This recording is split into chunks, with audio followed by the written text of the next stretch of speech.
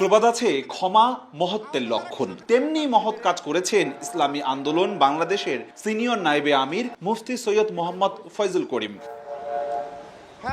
2023 সালে Barishal city corporation নির্বাচনে mayor প্রার্থী ছিলেন মুফতি সৈয়দ মোহাম্মদ ফয়জুল করিম। ভোটের দিন তার উপর হামলার ঘটনা ঘটেছিল।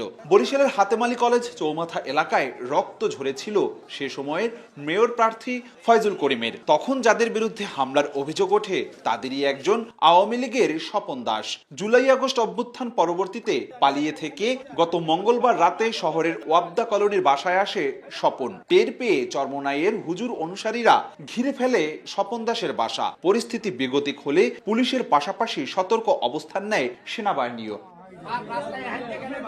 কড়া পাহারায় রাতে কোতোয়ালি থানায় আনা হয় স্বপনকে। তবে ঘটে ভিন্ন ঘটনা। চরমোনাই পন্থীরা বিচারের দাবিতে যখন সোচ্চার, তখন স্বয়ং হামলার শিকার ফয়জুল করিম সাধারণ ক্ষমা ঘোষণা করেন স্বপন দাসকে। সবার ধারণা ছিল দাপটে থাকা ইসলামী আন্দোলন বাংলাদেশ নিশ্চয়ই কড়া ব্যবস্থা নেবে, কিন্তু উল্টোটা ক্ষমা করায় নন্দিত হয়েছেন ফয়জুল করিম। আজকে ওনাকে ধরার পরেও আজকেও আমার শায়েকের ওই একই কথা, আল্লাহ তাআলা যদি ক্ষমা করে দিতে পারে তা আমি কেন পারবো না। আমি ওনাকে ক্ষমা করে দিছি, তোমরা ওনাকে ক্ষমা করে দাও, তোমরা তো যার যারিতে চলে যাও।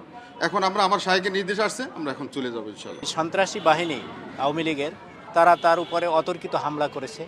এর মূল হোতাই ছিল যাকে আজকে অ্যারেস্ট করা হয়েছে, থানায় নিয়ে আসা হয়েছে স্বপন। দেশের আইনের যে শাস্তি আছে ওইটি আমরা কামনা করতেছি যে সর্বোচ্চ শাস্তি হোক। তিনি জানার পর তিনি বলছে এটা আমি সাধারণ ক্ষমা ঘোষণা করছি এবং হুজুর তার সর্বোত্তম আখলাক হিসাবে ক্ষমার দৃষ্টান্ত উপস্থাপন করছে।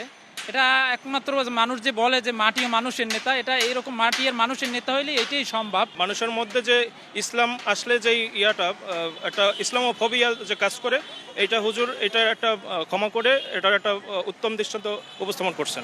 দৃষ্টান্ত স্থাপন করেছে জানিয়ে কৃতজ্ঞতা প্রকাশ করতে ভুল করেনি স্বপন দাসের পরিবারও। হিংসা বিদ্বেষ হানাহানি দূর হয়ে সমাজে মানুষে মানুষ বন্ধন হোক, সেই কামনাই করা হয়েছে। আমি অনেক কৃতজ্ঞ। আমি মনে মনে ভাবছিলাম, মাকেও বলছি আমরা হুজুরের কাছে যাব।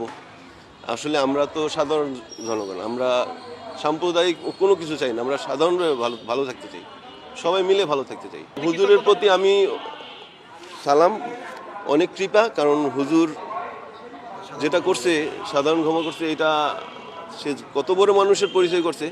তার বাবার আমি যতটুকু ভালোবাসি সেই শ্রদ্ধাটা আমার কাছে চলে আসছে। পুলিশ বলছে মামলা না হওয়ায় পরিবারের জিম্মায় ছেড়ে দেওয়া হয়েছে স্বপনকে। সেনাবাহিনী এবং পুলিশ যৌথ বাহিনীর আমরা তাদের উদ্ধার করে নিয়ে আসি থানায়। পরবর্তী হুজুরের সাথে আলাপ করলাম এবং হুজুর আমাদের জানায় যে তাদের সাধারণ ক্ষমা ঘোষণা করেছে এবং তার প্রতি তার কোনো অভিযোগ ক্ষোভ কিছুই নাই। এই অভিযোগ না থাকায় তার হুজুরের তাদের পরিবারের জিম্মায় দিয়ে দিতে বলছে এবং আমাদেরও থানায় কোনো তার বিরুদ্ধে কোনো মামলা না থাকে, কোনো অভিযোগ না থাকে, আমরা তাকে পরিবারের জিম্মায় প্রদান করেছে। রক্তের বদলে রক্ত নয়, ভালোবাসা দিয়েও আঘাত করা যায়। হামলার শিকার হয়েও ক্ষমা করে হয়তো সেই চেষ্টাই করেছেন মুফতি সৈয়দ মোহাম্মদ ফয়জুল করিম। এখন প্রশংসা কুড়াচ্ছেন সবার। অপূর্ব অপু, সময় সংবাদ, বরিশাল।